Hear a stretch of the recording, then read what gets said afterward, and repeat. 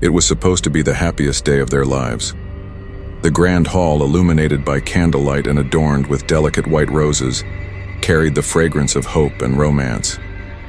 Guests laughed, glasses clinked, and every detail seemed orchestrated to perfection. The bride, radiant in her lace gown, looked like a vision descending from a dream. The groom, dressed immaculately in a black suit, stood tall with nerves hidden beneath a smile of anticipation. The chosen venue was an old estate, far from the noise of the city. Built in the late 19th century, its towering stone walls and Gothic windows made it look like something out of a timeless fairy tale. But beneath its charm there lingered whispers, stories of strange apparitions and unexplained disappearances tied to the land. Most guests brushed it off as silly folklore, the kind of eerie legends that cling to old places. Still, a few sensitive souls couldn't shake off the heavy feeling in the air, as though the mansion itself was holding its breath. The ceremony began beautifully. Soft music flowed from the string quartet, and the gentle hum of anticipation filled the hall. Yet, as the bride walked down the aisle, some guests noticed the candles flicker violently, though there was no breeze. A waiter who had stepped out to fetch more champagne failed to return.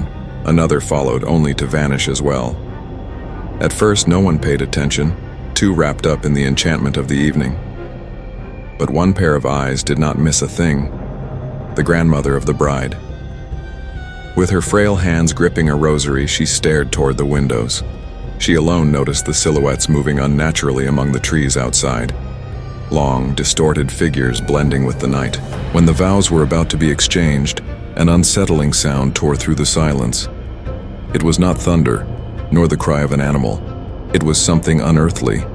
A shriek, high-pitched and distorted, carrying the cadence of human agony but warped, as though forced through a throat not meant to exist. Conversations stopped mid-sentence. The quartet froze, bows trembling against their strings. Uneasy glances filled the room. Trying to calm the situation, the officiant cleared his throat and urged the couple to continue. But the atmosphere was already tainted, every guest silently aware that something was terribly wrong. One of the groomsmen, bold and stubborn, volunteered to investigate. He opened the heavy wooden door and stepped into the cool darkness of the garden. Only shadows awaited him. Guests strained their ears, but within moments, a scream erupted from the night, cut short, followed by the sickening sound of something being dragged across gravel. Nervous laughter rippled through the hall. Some thought it was an elaborate prank, perhaps entertainment arranged by the couple. But before any relief could settle, the windows exploded inward. Glass shards rained down, candles snuffed out, and from the darkness emerged creatures unlike anything human. Their bodies twisted, their eyes glowing faintly as if lit by embers, and their hands ended in razor-sharp claws. They moved with hunger, their forms melting and reforming within the shadows. Panic swallowed the celebration. Guests screamed, scrambling for shelter beneath tables and behind curtains. Men tried to shield their families, but their bravery faltered at the sight of these grotesque beings. The officiant dropped the holy book, retreating toward the altar with trembling legs. The bride and groom stood frozen, disbelief chaining their feet to the ground. The grandmother, however, recognized what the others could not accept. These were not random beasts. These were the creatures of the night, entities spoken of in hushed tones by old villagers who once lived near these lands. Drawn by human joy, by the intoxicating energy of gatherings filled with love and celebration, they came to feast, not on food, but on the living. And tonight the wedding had become their banquet. The first attack came swiftly. One of the guests, a young man standing too close to the shattered window, was seized before he could even react. A clawed hand gripped his shoulder, pulling him violently into the swarm of shadows outside. His fiancée screamed, her cry piercing the chaos, but no one dared to follow. His voice was heard for only a moment, a desperate plea for help, before it was cut off by a guttural tearing sound that silenced even the most frantic whispers. The ballroom erupted into madness. Guests pushed one another aside in a frantic attempt to escape. But when some tried to reach the main doors, they found them sealed tight, as though something unseen had locked them from the outside. The groomsmen pounded their fists against the wood, but it was unyielding, refusing to budge. Fear settled in the pit of their stomachs as the horrifying realization spread. There was no way out. The bride clutched her groom's arm, her white dress trembling with her body. Her perfect day had crumbled into a nightmare before her very eyes. Yet amidst the terror, she noticed her grandmother slowly stepping forward, still clutching her rosary. The old woman's voice trembled, but carried authority as she whispered, "They are drawn to the joy of union, to the light of love. We must protect the sacred vows, or we are all lost." Few listened to her words. Panic deafened reason. Tables were overturned as makeshift barricades, while others tried hiding behind curtains, hoping invisibility would grant safety. But the creatures were not blind. They moved with a chilling awareness, following the rapid heartbeat of their prey, feeding on the very fear that saturated the air. One guest, a man in his 40s, armed with nothing but a broken bottle, charged forward in a desperate act of bravery. He swung at one of the creatures, slashing across its chest. Black ichor oozed from the wound, sizzling as it touched the marble floor. A brief second, hope sparked in the crowd. Perhaps these monsters could bleed. Perhaps they could be killed.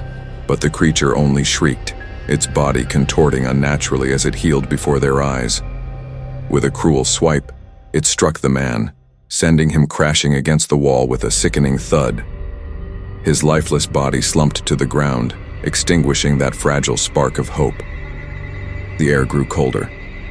Shadows lengthened unnaturally across the room, stretching like dark fingers eager to grasp the terrified souls.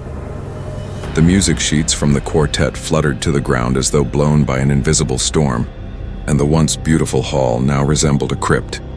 Then something strange happened. As the bride and groom, trembling and lost, instinctively held each other, the creatures paused. For the briefest moment, the monsters hesitated, their glowing eyes narrowing as if repelled by the bond of the two lovers. The grandmother saw it clearly, her old heart pounding with revelation. "They cannot consume what is pure," she cried out, her voice echoing above the screams. "Stay together. Do not let them break you apart." The creatures shrieked in unison, furious, their forms rippling with rage. They launched themselves at scattered guests, tearing through the crowd mercilessly. But their path seemed to avoid the bride and groom. It was as if the union itself, though unfinished, emitted a force they could not yet penetrate. One of the groomsmen, bloodied but determined, rallied those still alive. "Stay close to them. Protect the couple," he shouted. Some obeyed, gathering around the bride and groom, while others, blinded by terror, tried once more to escape through shattered windows, only to be dragged screaming into the night. The grandmother's eyes glistened with both sorrow and resolve. She knew the truth that none of the others could yet comprehend. The only way to survive was to complete the ceremony. The vows, the binding of love, would be their shield, but convincing the terrified survivors of this would not be easy. Meanwhile, outside the mansion, the night seemed alive with movement. The garden, once serene, now writhed with shadowy figures creeping ever closer, waiting for their chance to enter.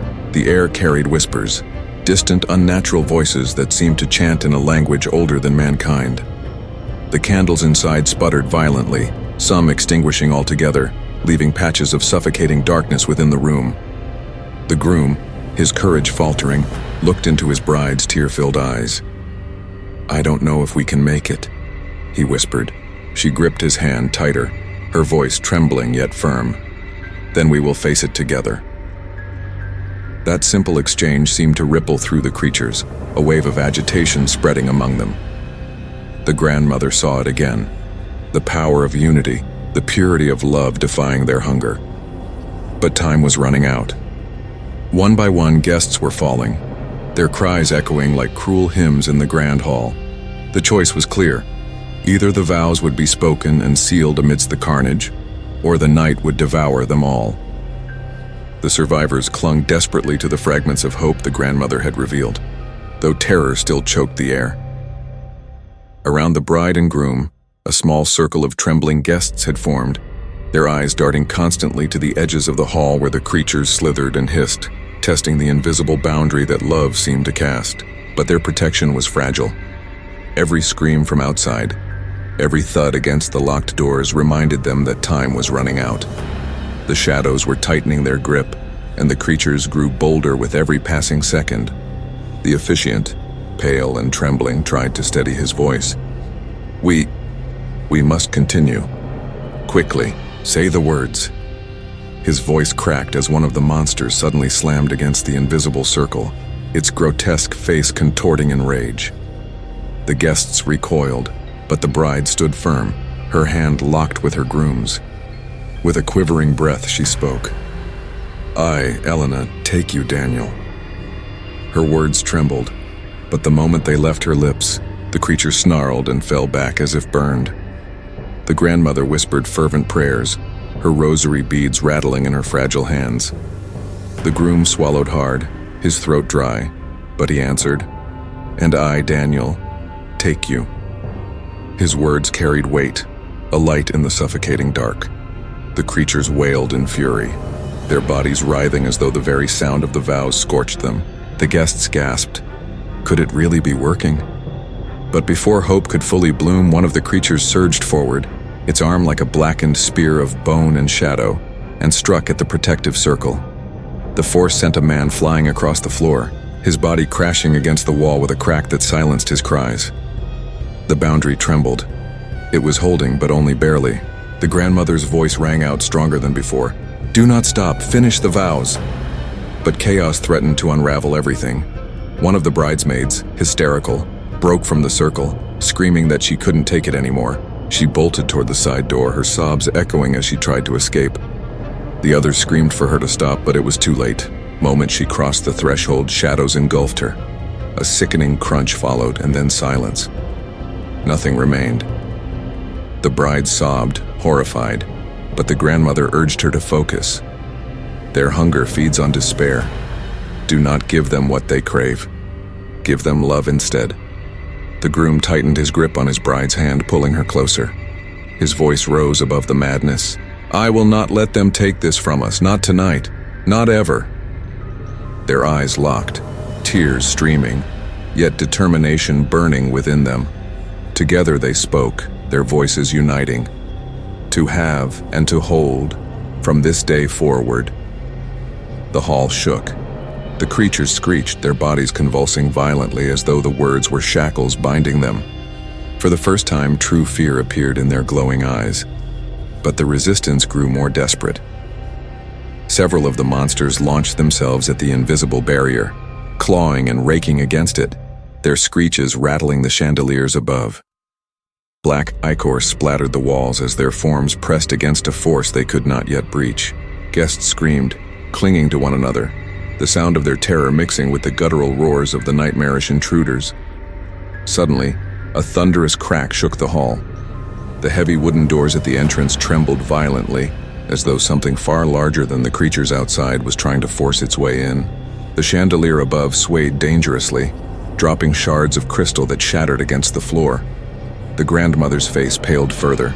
There was something worse beyond those doors, something older, something far more powerful than the wraiths already inside. The groom's voice wavered, his eyes darting toward the doors, but the grandmother shouted at him with every ounce of strength left in her. "Do not look away. The vows must be finished or all is lost." The bride squeezed his hand, forcing him to meet her gaze again. "Stay with me, please." Her voice steadied him, grounding him amid the storm of terror. Together they pressed on, their words weaving a fragile shield of light against the encroaching dark. For better, for worse, for richer, for poorer, in sickness and in health. The air itself seemed to ripple, vibrating with the clash of light and shadow. The creatures recoiled, their screams rising to a fever pitch. Yet the pounding at the doors only grew stronger, cracks splintering the wood as dust rained down from the ceiling. Something far greater was coming, drawn by the defiance of love against the darkness. The grandmother's eyes brimmed with tears. She knew the truth the others did not. These creatures were only the servants. The true master of the night had yet to reveal itself, and when it did, vows alone might not be enough. The pounding against the massive wooden doors became unbearable, like the fists of a giant hammering from the abyss. Each strike rattled the chandeliers above, shaking dust from the rafters. Guests huddled together, their sobs drowned by the deafening thunder outside. The shadows inside grew restless, screeching and clawing, but even they seemed agitated, afraid of what was trying to enter. The grandmother's voice, though trembling, broke through the chaos. "It is not just them. Their master has come." Her words chilled the survivors to the bone. If the grotesque creatures already inside were merely servants, what kind of horror awaited beyond those doors? The air thickened as if the mansion itself were suffocating. The candles that still burned sputtered one by one, plunging corners of the hall into blackness. The bride and groom clung to each other, whispering the sacred words between sobs, fighting against the terror trying to break their focus. "To love and to cherish until death do us part." At that final word, death, the doors exploded inward. Splinters flew across the hall like arrows, striking walls and guests alike. The chandelier above snapped free, crashing onto the marble floor in a shower of shattered glass and twisted metal. And through the ruined doorway, it entered. The master of the night. It towered above the lesser creatures, its body a shifting mass of shadow and bone. Its face, if it could be called a face, bore hollow eyes glowing with an ancient hunger. Its limbs were elongated, unnatural, each movement slow yet purposeful, like a predator savoring the fear of its prey. The air grew icy as it stepped inside, and with its presence even the other creatures fell silent, bowing low in grotesque reverence. Guests screamed, scattering in all directions, though they had nowhere left to run. The master's gaze swept across the hall, lingering on the bride and groom whose hands remained clasped. A guttural sound echoed from its hollow maw, something between a laugh and a growl, mocking their defiance. The grandmother raised her rosary high, her frail voice shouting prayers into the storm of darkness. The master hissed, its shadowy form recoiling slightly, but then it advanced, its sheer will extinguishing the fragile flame of her faith. With one wave of its elongated arm, the rosary shattered, beads scattering across the marble floor. The grandmother was thrown back, her body slamming against the altar. She coughed violently, blood staining her lips, but her eyes still burned with unbroken spirit. The officiant, trembling uncontrollably, fell to his knees. "Please, please have mercy," he begged. But mercy was not a language the master of the night understood. With a swipe of its claw, the officiant was silenced, his body collapsing lifelessly at the foot of the altar. The groom tightened his grip on his bride, his voice shaking yet determined. "We finish this. Now." Together, they spoke the final vow, their voices rising despite the despair around them. "Until death do us part." A burst of light erupted around them, blinding and pure like the flare of a dying star. The creatures shrieked, their forms unraveling, smoke pouring from their bodies as they writhed in agony. The master staggered, its hollow eyes narrowing, the light searing against its shadowed flesh. For the first time it let out a cry, not of hunger but of pain. The grandmother, still struggling to breathe, whispered hoarsely, "Yes, the vow binds you. Love binds you. Do not falter now." But the master was far from defeated. With a roar that shook the hall, it struck at the circle of light, its claws tearing through pews and marble alike. The glow flickered, weakening as exhaustion threatened to overwhelm the couple. The bond of their love was strong, but against an ancient force like this, would it be enough? Daniel, the groom, felt his strength falter. His knees buckled and he nearly collapsed, but Elena pulled him back to his feet. "Look at me," she cried, tears streaming down her face.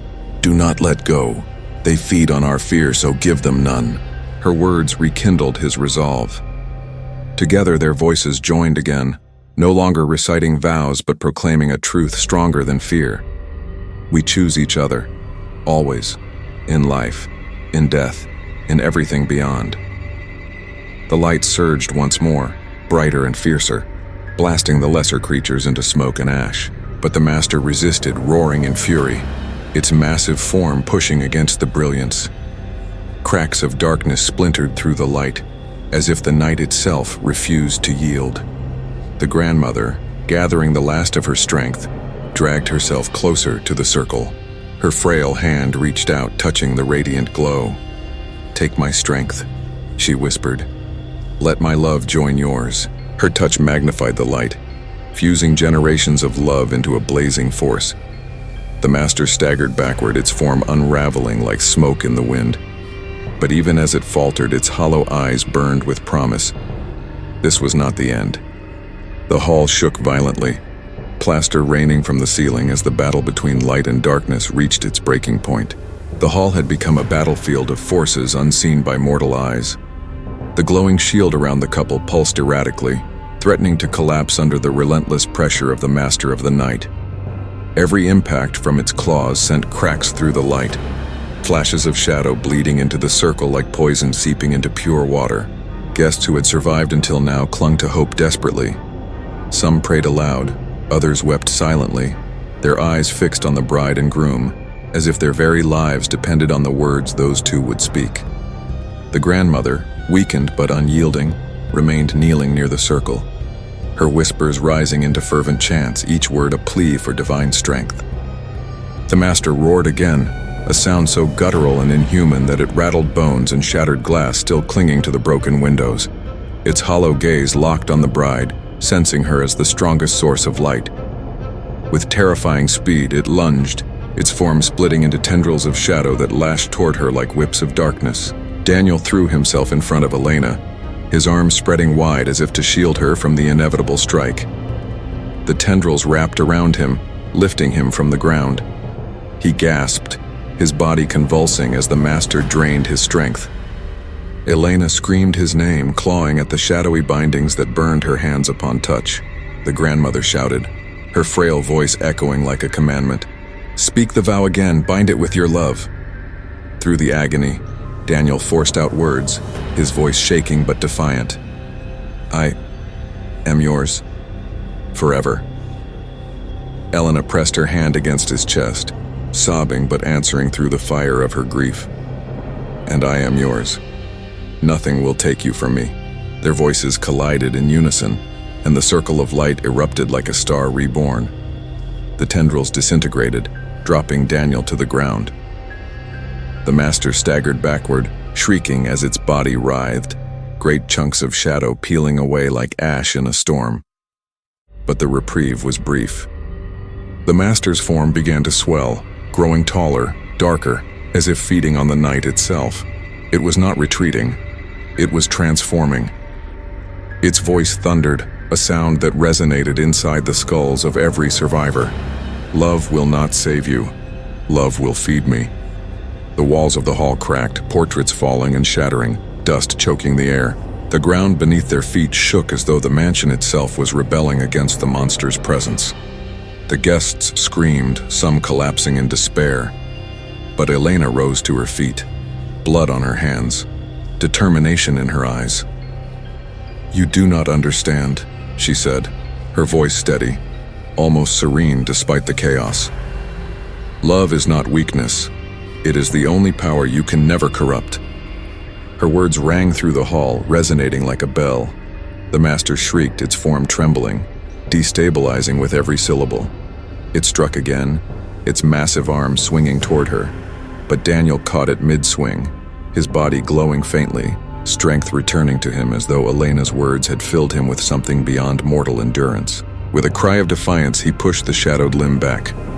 The grandmother's body finally gave way, collapsing onto the cold marble. But with her last breath, she whispered a final blessing, her spirit fusing with the circle of light. The glow intensified, wrapping the couple in brilliance so bright it blinded the remaining guests. Daniel and Elena turned to one another. There was no fear left in their eyes, only resolve. They spoke together, louder than the roar of the night, louder than the crumbling of the walls. "We choose eternity together. Love beyond death. Love beyond darkness. Love that cannot be broken." The master convulsed violently, its body splitting apart, screaming in defiance. The sound was deafening, a chorus of endless agony. Shadows poured from its form, dissolving into nothingness as the light consumed it from within. Its hollow eyes flickered one last time before bursting into fragments of dark flame, vanishing into the void. The impact shook the entire estate. Windows shattered outward, sending glass raining into the garden. The surviving guests fell to the ground, covering their heads as a wave of searing light swept through the hall. When it cleared, silence followed. The creatures of the night were gone. The master was no more. But the hall was in ruins. Walls cracked, the ceiling sagged dangerously, and smoke hung thick in the air. Among the rubble, the bride and groom still stood hand in hand, their faces illuminated by a fading glow. Exhausted, trembling, but alive. For a long moment, no one moved. Then, slowly, the surviving guests rose to their feet, their eyes filled with awe and disbelief. They had witnessed something far greater than terror. They had seen the triumph of love against an ancient evil. Yet the battle had not been without sacrifice. The grandmother lay lifeless, her rosary shattered around her. The officiant and many others had perished, their bodies a grim reminder of the cost of survival. Tears flowed freely, grief and relief intertwining in the hearts of all who remained. Elena knelt beside her grandmother, cradling her hand gently. "You saved us," she whispered, her tears falling onto the cold marble. Daniel placed a hand on her shoulder, his eyes filled with sorrow but also with pride. The night was over. The creatures were gone. But the scars, both visible and invisible, would remain forever. The silence that followed felt heavier than the chaos that had come before. Every survivor stood frozen, their minds struggling to process what they had just endured. The great hall, once a place of celebration, was now a mausoleum of shattered glass, broken pews, and the lifeless bodies of those who would never see another dawn. Yet in the center of that ruin, Elena and Daniel still stood, hands intertwined, the glow of their vows slowly fading into the night. No one dared speak at first. The surviving guests could only watch the couple, as though afraid that if they made a sound, the fragile peace would shatter and the nightmare would return. Finally, it was Elena who broke the silence. Her voice was hoarse yet filled with quiet strength. "They came for our joy. They came for our love. And yet, it was our love that destroyed them." Her words carried across the hall like an echo, sinking into the hearts of those present. Slowly, others began to weep, not only for the lives lost, but for the realization of what they had witnessed. Love, fragile and human though it seemed, had proven stronger than ancient darkness. Daniel knelt beside his grandmother-in-law's body, his eyes burning with tears. He touched the broken rosary beads scattered on the floor, gathering them gently in his hands. "She knew," he whispered. "She knew that love was the only weapon."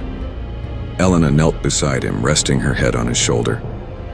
"She gave everything so we could live." The surviving guests helped one another to their feet, tending to the wounded, consoling the grieving.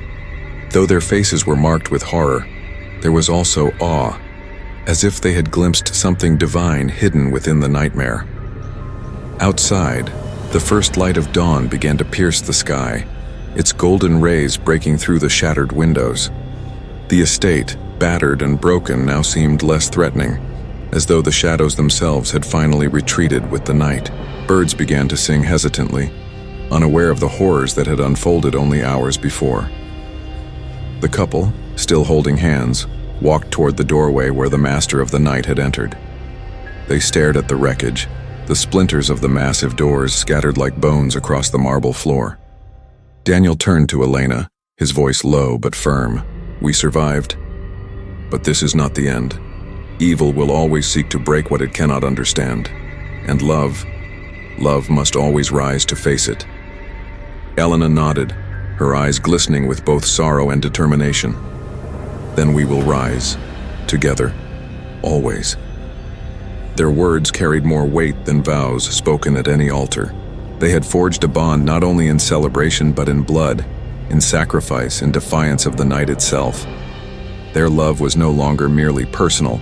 It had become a shield, a testament, a force greater than either of them alone. As the survivors left the ruined hall, whispers spread. Some spoke of monsters, others of miracles.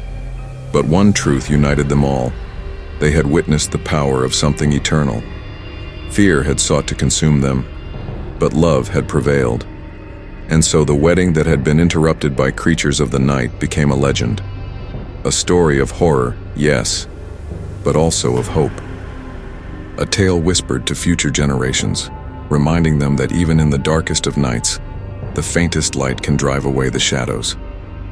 Reflection and moral. This story is more than a tale of terror. It is a mirror of the struggles we all face. Darkness, whether in the form of fear, despair, or cruelty, will always try to invade moments of light. It seeks to shatter joy, to poison unity, to feed on human weakness. But when love stands firm, when people choose to hold on to one another even in the face of death, no darkness can truly conquer. The creatures of the night symbolize the shadows we all carry, the doubts, the pain, the despair. The master of the night represents the ancient lies that love is fragile, that hope is meaningless. Yet tonight, those lies were destroyed. Not by weapons, not by strength, but by the unyielding choice to remain together. So the lesson is clear. Love, in its purest form, is the greatest act of defiance against darkness. It does not eliminate pain. It does not erase loss, but it transforms suffering into something unbreakable. And that is why it terrifies the shadows, because it cannot be destroyed. Thank you for watching this video. We ask you to subscribe to our channel and like this video. Also, activate the notification bell so you don't miss our future uploads. Until the next video.